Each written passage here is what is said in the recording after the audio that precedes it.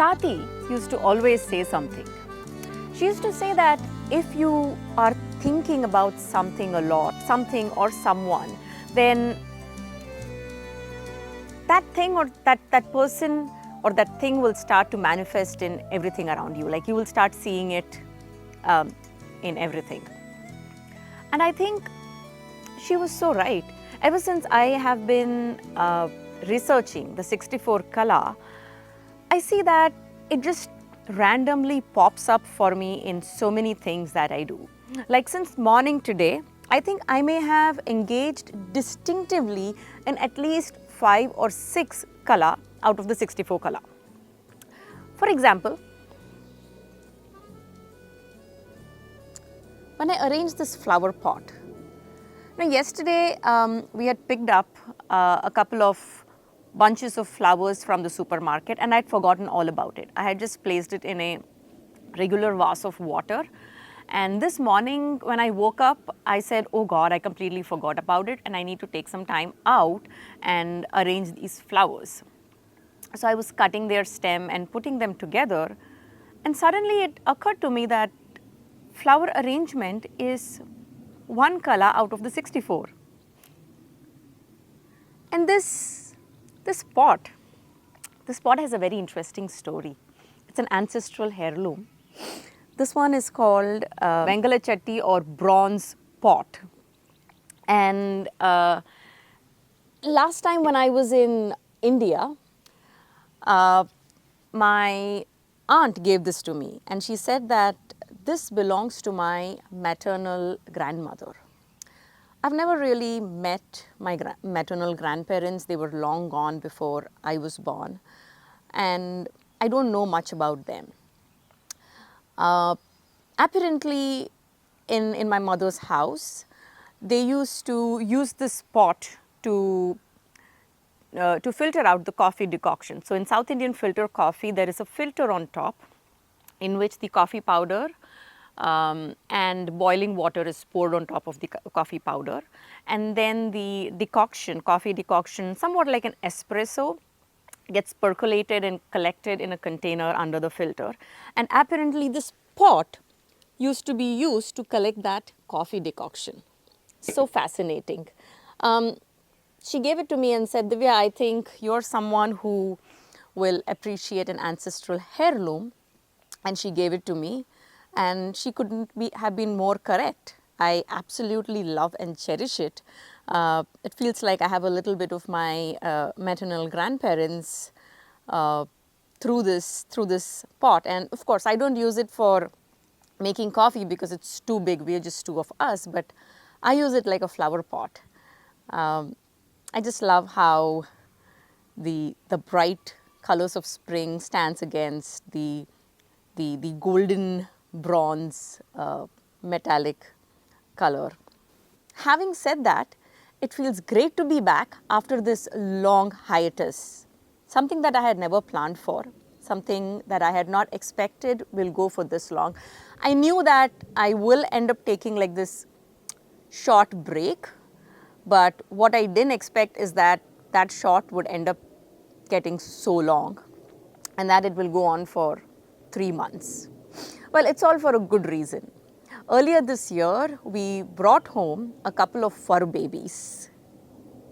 And these two have taken over our lives. And ever since they came home, I've been a full-time mom to these two. They have filled our lives and our home with joy and chaos. Meet them. Birbal, our boy, and Akira, our girl. Sometime last year, around December, when we were on our holiday, we heard from a wonderful person in our neighborhood saying that her daughter had found 3 dogs abandoned, and she has brought home one of them. And when she took her to the vet, they discovered that she was pregnant. So she had shared with the neighborhood group that the litter is going to be born anytime soon and they would be up for adoption. And my husband and I had sort of made up our mind that sometime end of December last year or January, we would go to a shelter and adopt a dog. And it was as if the universe was giving us this really strong sign. So we said we will adopt one from the litter. And Birbal was the first one who came into our lives. And as we kept going back and meeting the litter, Akira took to us, and then we brought home two. So now we have one boy and one girl, and that's what has kept me away from my podcast. Initially, when I was taking a break, I was a little disturbed around, I've just started creating my podcast and I've been making so many episodes. I've been regular, I've been posting once a week. How am I going to do this? And especially after, when the break became longer than what I had anticipated it to be. But then having dogs was something we have wanted forever, like so many years now. And finally it's happened. And I thought it just makes sense that I give it all my time, because puppies are not going to remain puppies forever.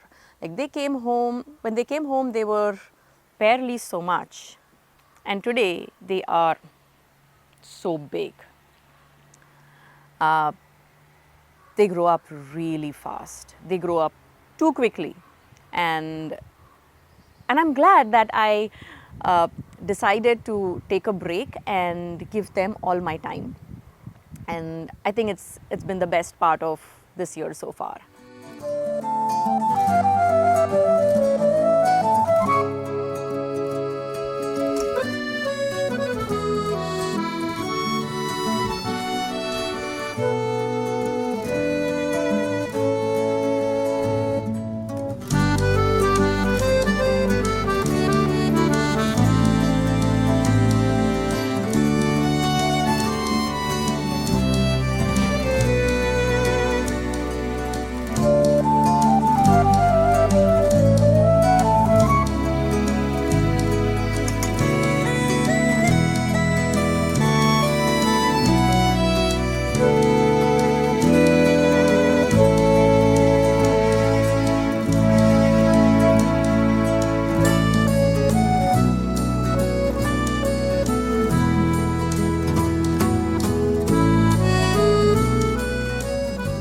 This break, this break away from recording also gave me a lot of time to reflect on my process, reflect on my strategy, as well as on a lot of things that I had learned through my previous episodes. It's like every episode offers you something new, it teaches you something new, and there is always something that I'm learning. Every time I record an episode, I'm like, oh, I could have done this differently. And I think that is part of what makes it so exciting. So during this time, I have reflected on a whole lot of those things, and I'm hoping to apply that futuristically. One of that being the sound output. I received feedback about how I need to work on my sound output, the quality of my sound. So feedback taken, and I have invested in new microphones, as you can see here. And I really hope that this is worth the investment, and I'm hoping that the sound output improves with these new microphones. Let's see, fingers crossed. The other thing that I have been thinking about is how I, in a moment of enthusiasm and excitement and an urgency to share, right? If I recorded something, I couldn't wait to publish that and post that. And somewhere I set an expectation that I will be sharing one episode, publishing one episode a week. And in the process, I feel like I stressed myself out. If I had to publish an episode on Friday, I would be recording it on Monday or Tuesday and editing it so that it gets ready on time for me to share it on Friday, while also putting together and creating the next episode, which I would be recording the following Monday. And that just kept happening. Now, this is a self-produced podcast. So, and apart from producing it, I conceptualize, I write the script for the episode, and then I operate the camera myself. I perform in front of the camera myself, and then I edit it and then publish it. So this is like a one-person created work. I don't have anybody else that I'm collaborating with to put this together, so far at least. So I realized that I was sort of getting stressed out and beating myself up.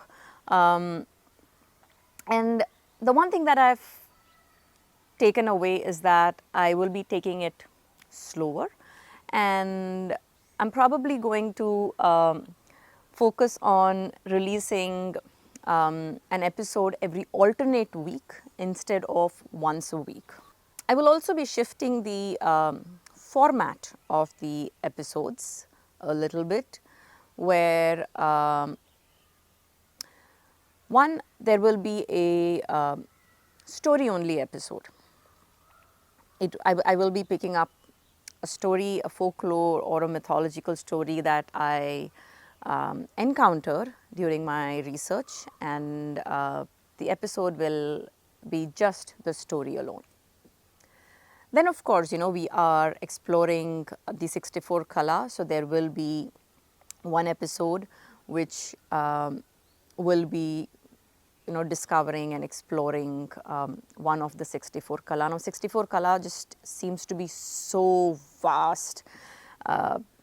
I feel like I'm exploring one Kala and that just keeps taking me to so many other places. So it looks like 64 Kala will definitely go on for longer than what I had anticipated it to go. And I'm also enjoying how it connects so deeply with rituals and creativity, and how it is opening up so many new perspectives for me, especially in terms of, this is so ancient and yet it continues to exist in contemporary times, and how this ancient wisdom is so timeless. Like the narratives may have shifted around it, but its utility, its application and its manifestation just continues to be. When I think about what is the kind of episodes that I want to create, I want it to resemble these objects of antiquity, where they had value years ago, and when you take them in contemporary times and you look at them, they still offer you new perspectives. And what I mean by that is, when somebody is going to watch my episode 5 years later, they still feel that, oh, it's relevant. So that is something I have been thinking about a lot. The other thing is, I think I will be creating a lot more shorts. When I am doing my research, I come across so many nutritive nuggets of wisdom. And I would be so fascinated, I'll put it aside and I'll say, oh, this has to go into the episode, this has to go into the episode, and I'll set all of them aside. But by the time I reach to creating and completing my episode, it would have steered in a completely different direction, and there wouldn't be any space for me to fit in these little discoveries that I would have made along the way. So now I've been thinking that I can share those thoughts, even if it repeats again in the episode, never mind. Repetition is only going to reinforce knowledge and information. But I was thinking that I will be making more shots with little discoveries that I make along the way. So do watch out for that. But the one thing that I'm most excited about is having some fascinating conversations with people. Yes, I'm going to be having guests on the podcast, and I can't tell you how excited I am for all those conversations that will be following very soon.